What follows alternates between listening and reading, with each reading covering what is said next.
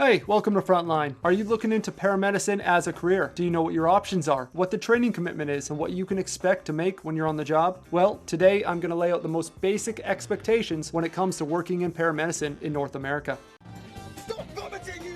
For any experienced practitioners, it might be interesting to compare education length and your salary from coast to coast. According to US labor statistics, the job growth for EMTs and paramedics is expected to grow by at least 15% in the coming years. And everywhere you look, we are already understaffed as it is. This career choice is only going to be more in demand in the future. Keep an eye on this channel because I plan to produce equivalent videos about police, fire, search and rescue, and the military down the road. Okay, let's get started. Here at Frontline, we are an all-encompassing channel, and so we will include a look at both Canada and the United States for a salty comparison. If you are new to the trade, you should know that there are many different qualification levels in emergency medical services. In the US, a paramedic refers to the highest level of medical technician, while in Canada, we have primary and advanced care paramedics. They are roughly similar in scope, training, and expectations of pay, but your program may require this critical step before you can transition to being a paramedic. In the United States, you will be required to have your emergency medical technician certificate first before you apply. In Canada, we call this equivalent level an emergency medical responder. These are the basic first responder levels which in themselves can offer employment similar to being a paramedic, although the lower rate of pay and a reduced scope of practice. With course lengths of only a few weeks, this level requires no previous medical experience and will cost you anywhere from a few $100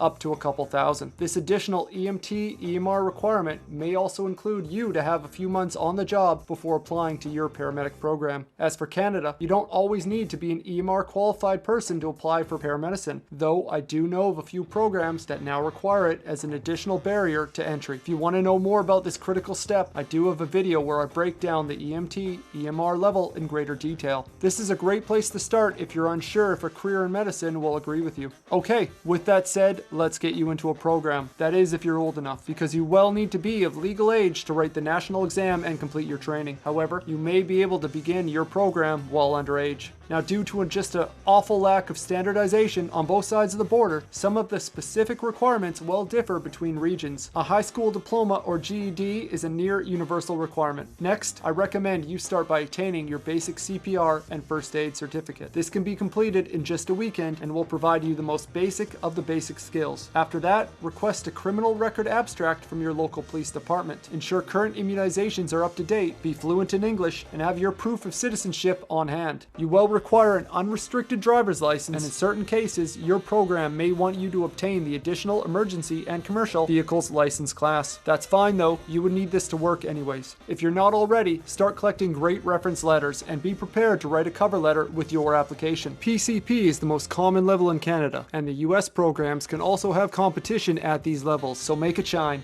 Bonus heads up, due to our profession having a high amount of injuries and a low amount of salads, fitness is now a requirement that is failing more and more applicants each year. Excellent. There's a lot of lifting in this job, eh? If you can't lift, you can't do the job. Okay. Many colleges are now increasing their educational requirements on their way to establishing some sort of degree or diploma program, so you should absolutely reference what specific credentials you will need from your state or provincial college before applying. In the United States, course lengths can generally be completed in less than a year, but some may take a few months longer. In Canada, program lengths vary from 1 to 3 years. There are outliers here as well, such as the Justice Institute in British Columbia, which sits at 8 months. If you're on a tight schedule or budget, ask the program head how long their course practicums are generally taking, since your area might have a backlog of students trying to fill their skill requirements to graduate. This is caused by either waiting for our turn to complete those skills on CAR, or in a line with nursing students for any hospital rotations required by the curriculum. This can explain why many of our proctors have a permanent rain cloud hovering over them. Look out, we eat our own. You swore that you'd fire me if I came in late again. You swore. I'll fire you tomorrow.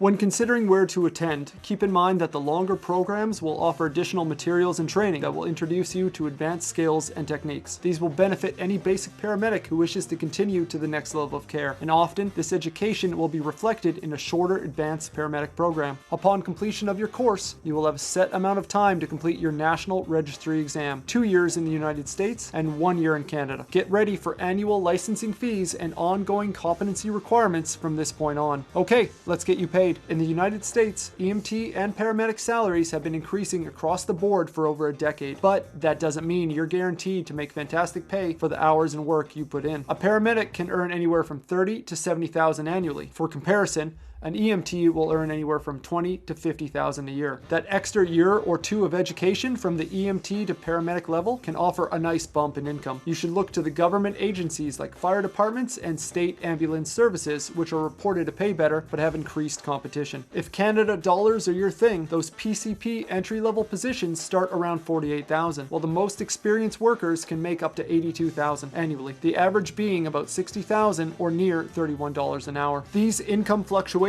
will come from the overtime hours you will be bombarded with if you work in a busy service area. Now, if you find rushing to the senior home to check if Gammy broke her hip isn't the exciting career you were looking for, then place yourself in a major urban center or near the busiest highways for those sexier calls. Working in the industrial sector can also net you larger per hour wages, but at the cost of sucking out your soul during the exceptionally slow pace, low call volume, and long shifts they generally favor. Most services will report that EMTs and paramedics are routinely overworked and underpaid, and while job satisfaction tends to be generally high, maintaining a good mental health is a common problem everywhere. Drop any questions you have in the comments below, and subscribe to see the next breakdown videos on the other emergency services. Here is a video describing the major shift happening now in the firefighting profession.